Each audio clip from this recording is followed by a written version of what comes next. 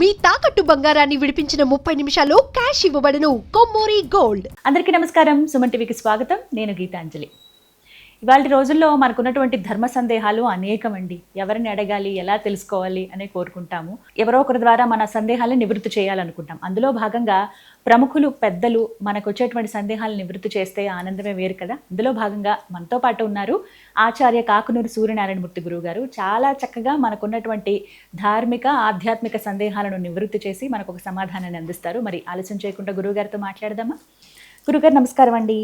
నమస్కారం నాయన. గురుగారు, మరొక సందేహం అండి. ఏమనుకొద్ది ఇది అడుగుతారంటే, క్యాలెండర్ చూడగానే అనిపించినటువంటి సందేహం ఇది. ఇప్పుడు శ్రావణ పౌర్ణమి అని చెప్తున్నప్పుడు ఆ రోజు శ్రవణ నక్షత్రం ఉండాలి. కానీ ఈసారి పౌర్ణమికి శ్రవణ నక్షత్రం లేదు, అయినా సరే శ్రావణ పౌర్ణమి అనే అంటున్నాము. అంటే ఎందుకు లేదండి, ఇలా కూడా జరుగుతుందా? అంటే వీటికి ప్రధానమైన కారణం ఏంటో తెలుసుకోవాలనుకుంటున్నాను. పౌర్ణిమ సమయానికి శ్రవణ నక్షత్రం ముందు లేక చివరలో ఎక్కడో తగులుతుంది, ఒక్కొక్కసారి ఉండకపోవచ్చు. ఇది ఈ శ్రావణ మాసానికే, శ్రవణ నక్షత్రానికే పరిమితం కాదు. చైత్రం మొదలుగా ఫాల్గుణం వరకు యదుత్తరే ఫల్గుణీత ఉత్తర నక్షత్ర సమయంలో ఉన్నప్పుడు ఫాల్గుణం అవుతుంది. ఉన్నప్పుడు ఎందుకు ఇలా అంటే, నక్షత్ర సంచార గతి వేరు, తిథి చంద్ర సంచారం కారణంగా ఏర్పడినందువల్ల తిథి ప్రమాణం వేరు. తిథులు 15, నక్షత్రాలు 27.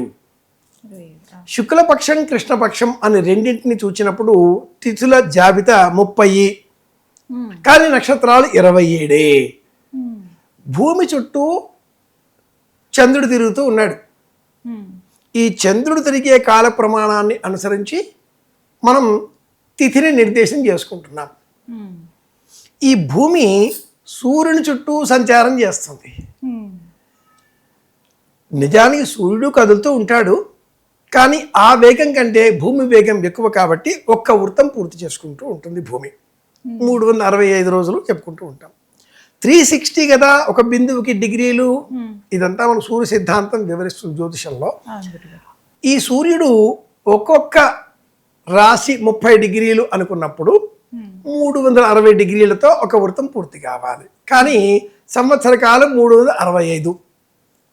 ఈ గతులలో ఉండే వేగాల కారణంగా అహప్రమాణం, ఒక రోజు కాలం అనేది నిర్ధారణ చేసిన జ్యోతిర్విజ్ఞానం 23 గంటల 11 నిమిషాలు కనీసంగాను, 24 గంటల 17 నిమిషాలు అత్యధికంగాను ఇది అహప్రమాణం అంటూ సూచన చేసింది. 57 ఘడియలు, 62 ఘడియలు దిన ప్రమాణం అంటూ పంచాంగాలు వివరిస్తాయి. ఈ ఘడియల ప్రమాణం 60 ఘడియలు ఒక రోజు, 24 ఘడియలు ఒక్క గంట. ఇలా మనం 2.5 గంటలు, అప్పుడు 2.5 ఘడియలు ఒక గంట, 24 నిమిషాలు ఒక ఘడియ, 24 నిమిషాలు ఒక ఘడియ, 48 నిమిషాలు 2 ఘడియలు, ఒక గంట అంటే 2.5 ఘడియలు. ఈ ప్రమాణం అంతా చంద్రవేగం, నక్షత్ర వేగం, భూమి వేగం, సూర్యుడి వేగం, ఈ కారణాలతో 360, 355 ఈ రెండింటి మధ్యన ఏర్పడి ఇంకా కొద్ది సమయం 11 గంటలు 18 గంటలు తేడా రావడంతో 4 సంవత్సరాలు ఒకసారి లీప్ ఇయర్ అంటూ ఆంగ్ల కాలమానం సరి చేసుకుంటే, మనదైనటువంటి జ్యోతిర్విజ్ఞానం సూర్యగమన సిద్ధాంతం ఒకటి, చంద్రగమన సిద్ధాంతం ఒకటి, ఈ రెండింటి మధ్య వచ్చే తేడాని ప్రతి 30 నెలలకు ఒకసారి అధిక మాసం అని సరి చేసుకుంటుంది. ఈ కాల గణనలు మొత్తం జ్యోతిర్విజ్ఞానంలో 9 రకాలుగా ఉంటాయి. మనకు 2 తెలుసు, సూర్య సంబంధంగా సౌర్య సిద్ధాంతం అని, చంద్ర సంబంధంగా చాంద్రమానం అని, సౌరమానం చంద్రమానం 2 పాటిస్తూ ఉంటాం.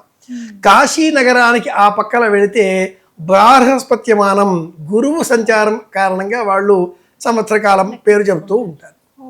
ఈ అన్నింటి కారణాల చేత పౌర్ణిమ నాడు ఆ నక్షత్రం ఉండకపోవచ్చు, ముందు వెనుక ఉండవచ్చు. తిథేశ్చ శ్రియమాప్నోతి, తిథి ప్రధానం, తిథే శరీరం దేవస్యాత్ ప్రమాణంతో మనకు తిథి ప్రమాణంగా మన పండుగలన్నీ ఆధారం చేసుకొని పాటిస్తూ ఉంటాం. ఇందుకోసమే చాలాసార్లు వైష్ణవ ఏకాదశి, స్మార్త ఏకాదశి, ఇలా ఉంటాయండి. అలాగే వైష్ణవ కృష్ణ జయంతి, స్మార్త కృష్ణ జయంతి. తిథి ప్రధానంగా ఇచ్చేటటువంటి వాళ్ళు స్మార్తులు ఒకరోజు చేస్తారు. నక్షత్రమే ప్రధానం అనేటువంటి వైష్ణవ ధర్మ సిద్ధాంతాన్ని ప్రశ్నించేవారు వైష్ణవం కాబట్టి తిథి ప్రమాణంగా తీసుకోండి. తనయలు వైష్ణవంలో నక్షత్ర ప్రధానం, ఇందువల్ల ఏర్పడుతూ ఉంటాయి. ఇది విషయం, ఇది కారణం. అయితే ఈసారి ఇలా పౌర్ణమి అప్పుడు రాలేదని చెప్పి కాదు అనడానికి లేదు, శ్రావణ పౌర్ణమి అంతే. ఎందుకంటే పౌర్ణమి ప్రధానంగా మన యజుశాఖీలంతా కూడా యజ్ఞోపవితం చేసుకోవడము, రక్షాబంధన పండుగ చేసుకోవడము, జయంతి చేయడము, ఇవన్నీ కూడా ఉంటాయి. గురుగారు మరొక సందేహం అండి, ఏమనుకొద్ది ఇది అడుగుతారంటే క్యాలెండర్ చూడగానే అనిపించినటువంటి సందేహం ఇది. ఇప్పుడు శ్రావణ పౌర్ణమి అని చెప్తున్నప్పుడు ఆ రోజు శ్రవణ నక్షత్రం ఉండాలి, కానీ ఈసారి పౌర్ణమికి శ్రవణ నక్షత్రం లేదు, అయినా సరే శ్రావణ పౌర్ణమి అనే అంటున్నాము. అంటే ఎందుకు లేదండి, ఇలా కూడా జరుగుతుందా? అంటే వీటికి ప్రధానమైన కారణం ఏంటో తెలుసుకోవాలనుకుంటున్నాను. పౌర్ణిమ సమయానికి శ్రవణ నక్షత్రం ముందు లేక చివరలో ఎక్కడో తగులుతుంది, ఒక్కొక్కసారి ఉండకపోవచ్చు. ఇది ఈ శ్రావణ మాసానికే, శ్రవణ నక్షత్రానికే పరిమితం కాదు. చైత్రం మొదలుగా ఫాల్గుణం వరకు యదుత్తరే ఫల్గుణీత, ఉత్తర నక్షత్ర సమయంలో ఉన్నప్పుడు ఫాల్గుణం అవుతుంది. ఉన్నప్పుడు ఎందుకు ఇలా అంటే నక్షత్ర సంచార గతి వేరు, తిథి చంద్ర సంచారం కారణంగా ఏర్పడినందువల్ల తిథి ప్రమాణం వేరు. తిథులు 15, నక్షత్రాలు 27. శుక్లపక్షం కృష్ణపక్షం అని రెండింటిని చూచినప్పుడు తిథుల జాబితా 30, కానీ నక్షత్రాలు 27. భూమి చుట్టూ చంద్రుడు తిరుగుతూ ఉన్నాడు. ఈ చంద్రుడు తిరిగే కాల ప్రమాణాన్ని అనుసరించి మనం తిథిని నిర్దేశం చేసుకుంటున్నాం. ఈ భూమి సూర్యుని చుట్టూ సంచారం చేస్తుంది. నిజానికి సూర్యుడు కదులుతూ ఉంటాడు, కానీ ఆ వేగం కంటే భూమి వేగం ఎక్కువ కాబట్టి ఒక్క వృత్తం పూర్తి చేసుకుంటూ ఉంటుంది భూమి. 365 రోజులు చెప్పుకుంటూ ఉంటాం. 360 కదా ఒక బిందువుకి డిగ్రీలు. ఇదంతా మన సూర్య సిద్ధాంతం వివరిస్తుంది జ్యోతిషంలో. ఈ సూర్యుడు ఒక్కొక్క రాశి 30 డిగ్రీలు అనుకున్నప్పుడు 360 డిగ్రీలతో ఒక వృత్తం పూర్తి కావాలి, కానీ సంవత్సర కాలం 365. ఈ గతులలో ఉండే వేగాల కారణంగా ప్రమాణం ఒక రోజు కాలం అనేది నిర్ధారణ చేసిన జ్యోతిర్విజ్ఞానం 23 గంటల 11 నిమిషాలు కనీసంగాను, 24 గంటల 17 నిమిషాలు అత్యధికంగాను ఇది ప్రమాణం అంటూ సూచన చేసింది. 57 ఘడియలు, 62 ఘడియలు దిన ప్రమాణం అంటూ పంచాంగాలు వివరిస్తాయి. ఈ ఘడియల ప్రమాణం 60 ఘడియలు ఒక రోజు, 24 ఘడియలు ఒక్క గంట. ఇలా మనం 2.5 గంటలు, అప్పుడు 2.5 ఘడియలు ఒక గంట, 24 నిమిషాలు ఒక ఘడియ, 24 నిమిషాలు ఒక ఘడియ, 48 నిమిషాలు 2 ఘడియలు, ఒక గంట అంటే 2.5 ఘడియలు.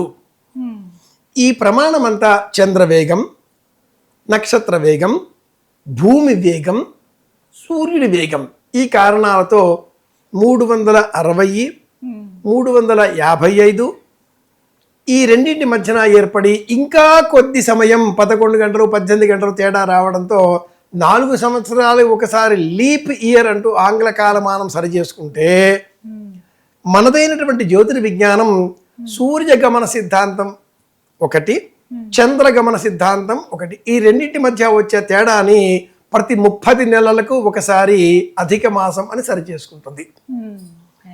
ఈ కాల గణనలు మొత్తం జ్యోతిర్విజ్ఞానంలో 9 రకాలుగా ఉంటాయి. మనకు 2 తెలుసు, సూర్య సంబంధంగా సౌర్య సిద్ధాంతం అని, చంద్ర సంబంధంగా చాంద్రమానమని, సౌరమానం చంద్రమానం 2 పాటిస్తూ ఉంటాం. కాశీ నగరానికి ఆ పక్కన వెళితే బృహస్పత్యమానం గురువు సంచారం కారణంగా వాళ్ళు సంవత్సర కాలం పేరు చెబుతూ ఉంటారు. ఈ అన్నింటి కారణాల చేత పౌర్ణిమ నాడు ఆ నక్షత్రం ఉండకపోవచ్చు, ముందు వెనుక ఉండవచ్చు. తిథేశ్చ శ్రియమాప్నోతి, తిథి ప్రధానం, తిథే శరీరం దేవస్యాత్ ప్రమాణంతో మనకు తిథి ప్రమాణంగా మన పండుగలన్నీ ఆధారం చేసుకొని పాటిస్తూ ఉంటాం. ఇందుకోసమే చాలాసార్లు వైష్ణవ ఏకాదశి, స్మార్త ఏకాదశి, ఇలా ఉంటాయండి. అలాగే వైష్ణవ కృష్ణ జయంతి, స్మార్త కృష్ణ జయంతి, తిథి ప్రధానంగా ఇచ్చేటటువంటి వాళ్ళు స్మార్తులు ఒకరోజు చేస్తారు. నక్షత్రమే ప్రధానం అనేటువంటి వైష్ణవ ధర్మ సిద్ధాంతాన్ని ప్రశ్నించేవారు వైష్ణవం కాబట్టి తిథి ప్రమాణంగా తీసుకుంటారు. తనయలు వైష్ణవంలో నక్షత్ర ప్రధానం, ఇందువల్ల ఏర్పడుతూ ఉంటాయి. ఇది విషయం, ఇది కారణం. అయితే ఈసారి ఇలా పౌర్ణమి అప్పుడు రాలేదని చెప్పి కాదు అనడానికి లేదు, రావడం పౌర్ణమే అంతే. ఎందుకంటే పౌర్ణమి ప్రధానంగా మన యజుశాఖీలంతా కూడా యజ్ఞోపవితం చేసుకోవడము, రక్షాబంధన పండుగ చేసుకోవడము, జయంతి చేయడము, ఇవన్నీ కూడా ఉంటాయి. సందేహం నివృత్తి అయింది గురువు గారు. ధన్యవాదాలండి. కృష్ణార్పణం.